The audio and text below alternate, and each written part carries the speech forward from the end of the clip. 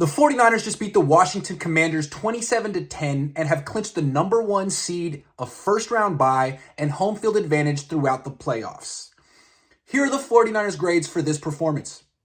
Quarterback, A. Brock Purdy was coming off the worst start of his career, so he started off modestly, mostly handing off and checking down. But once he settled down and got into the flow of the game, he started throwing downfield, scrambling, and making big-time confident plays on his own. And he finished the day as the 49ers' single-season leader in passing yards, surpassing Jeff Garcia. Purdy may not be the MVP of the NFL, but he's the best quarterback the Niners have had since Garcia, and that's saying something. Running backs. A. Last week when the 49ers lost to the Ravens, Christian McCaffrey was an afterthought. He carried the ball just 14 times. So this week, the Niners gave McCaffrey 11 touches in the first quarter alone. They wanted to feature him the way they should have featured him against the Ravens. Problem is McCaffrey injured his right calf after his 14th carry today and missed the rest of the game. The Niners say his injury is a strain and it's not too serious. We'll see. Elijah Mitchell replaced him and gained 80 yards and a touchdown on 17 carries. The Niners will be extremely tough to beat if both Mitchell and McCaffrey are healthy. Wide receivers. A. Brandon Ayuk had his 7th 100-yard game of the season, plus a touchdown. He's clearly a top 5 wide receiver in the NFL. Deebo Samuel had 72 yards from scrimmage and a touchdown as well. They're both number 1 wide receivers. Tight ends. C+. George Kittle had some nice blocks, but only 29 receiving yards, plus he left the game for one play after getting hit hard in the knee. Offensive lineman. A.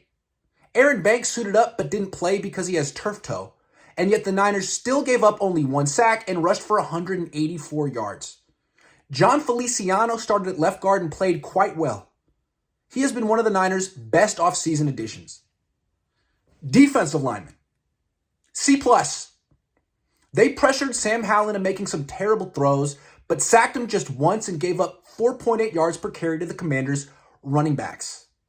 The Niners' defensive linemen seemed a little tired. Linebackers. B-. Dre Greenlaw had 10 tackles and flew around the field, but Fred Warner had just 6 tackles and a couple whiffs. He has seemed tired the past few weeks. Fortunately for him and the Niners, he'll have a couple weeks to rest and prepare for the playoffs. Defensive backs. A.